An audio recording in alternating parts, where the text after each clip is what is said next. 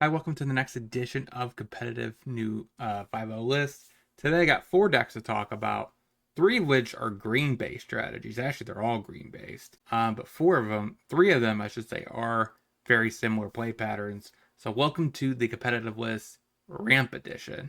So like I said, I got 3 decks to talk about that are ramp and 1 that is Gruul.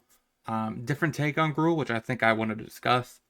But if you like this, if you like this series, make sure you smash that like button, subscribe, hit that bell notification. We're on our way to 1,000 subs. Let's get there together, and let's get into these 4 sweet list and discuss.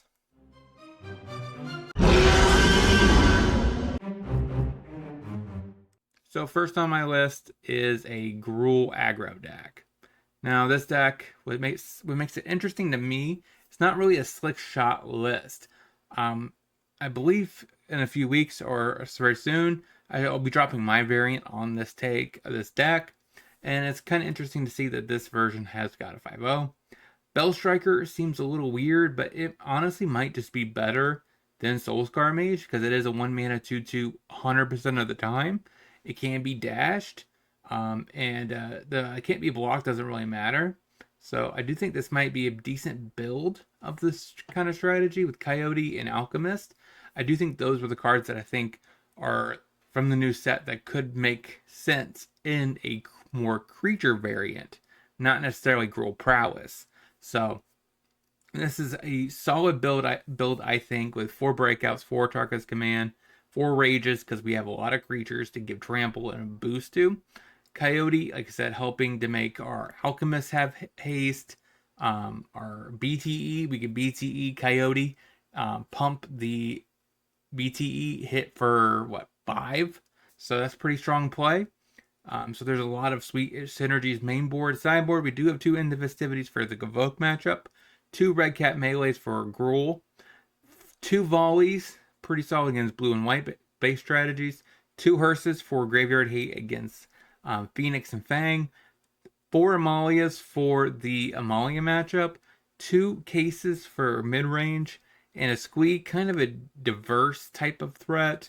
It is recastable out of the graveyard, so it does have that kind of flexibility against go long strategies. So we might want to cut back like on a Kamuno in that matchup or a Bell Striker and go up a Squeak, and hopefully that should be enough to close the game out against a longer strategy. So that is our only non-ramp deck got to talk about today. Let's get into the next. So next on my list is Monog Green Devotion. This deck has been getting a little bit more 5.0s, and it's kind of been built on the back of Trailblazer, the brand new 2 and a green 4/2. Basically, whenever a creature power 4 or greater ETBs, you draw a card, you can plot it, so you can cast it the next turn, so that way they can't really interact with it, and then you get like 1 guarantee green pit plus additional mana to pay into your Nykthos, which is actually kind of powerful. And having 8 copies, essentially a Kiora, when it comes to card draw, is quite strong as well. We have a 1 of Oddity in the main. It's really good against something like Niv and stuff like that, where you kind of want to close the game out right away. But we also have a Decimator of the Provinces, which is a sweet addition to the deck.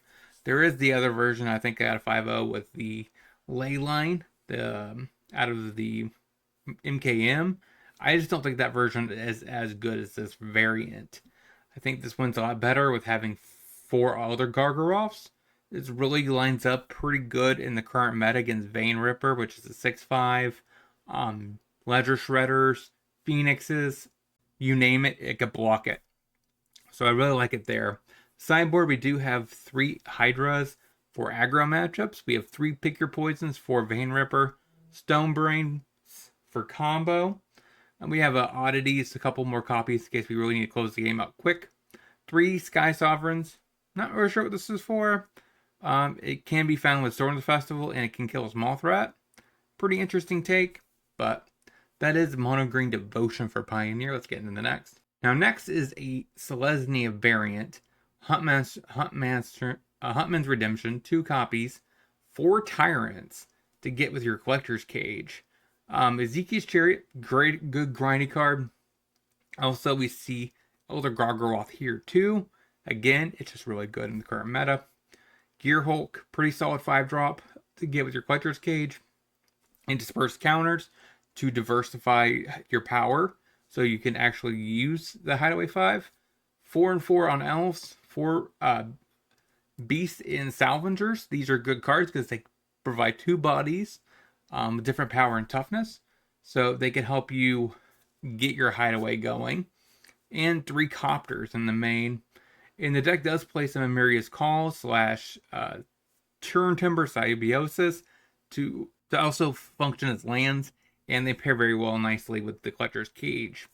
Sideboard, again, we have 3 Pick Your Poisons for the Vein Ripper matchup, Archon of Emeria for combo-based strategies like Lotus Field, 2 Unlicensed Hearse for Graveyard Hate, 2 Flankers, good against Wrath and Graveyard Hate as well, 4 Skyclave Apparitions, pretty solid against aggro, 2 Wedding Announcements for grinding matchups, and a Redain for combo decks and pushing off Wraths.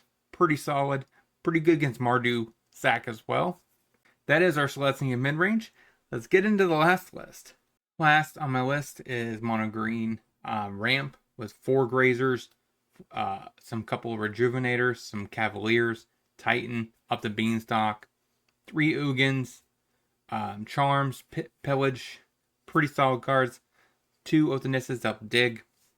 Sideboard, 4 Stone Brains for combo and control, 2 Warping Wheels also for pour over pages, stuff like that, also control. Actually, I shouldn't say control because they have instants, not really sorceries, but there's decent like creativity and Lotus Field, pretty solid. A Tyrant for diverse threat we could bring in over something like Emrakul. 2 Elder Gargoyles for aggro, pretty good against. Also, we have some Gruff Triplets as we could bring in. Again, that's to clog up the board against aggro, pretty good. We don't really want Ulamog or Emrakul in that matchup at all. We also have some Levelers, pretty decent sized threat there. Kind of interesting that we have such a diverse sideboard without having a Vivian, but I'm not really sure what matchup you're winning Leveler over some other kind of threats. I do get you're gonna cut the Titan of Industry against Control, bring in Ulamog and Emrakul, probably also against Leveler because it could be got with Sanctum and a Tyrant. So those are probably what you're bringing against Control. But that is Monog Green ramp for Pioneer. That's all we have to talk about for you guys today. All the stuff is links are in the description. Also links from my Discord, my Patreon, and my local. So if you're interested in supporting my content, those are great ways of doing it. As well as my PayPal if you want to donate $20 to have your deck played through a league and have a deck guide written. So until next time, hopefully you guys have a great rest of your day. Talk to you soon.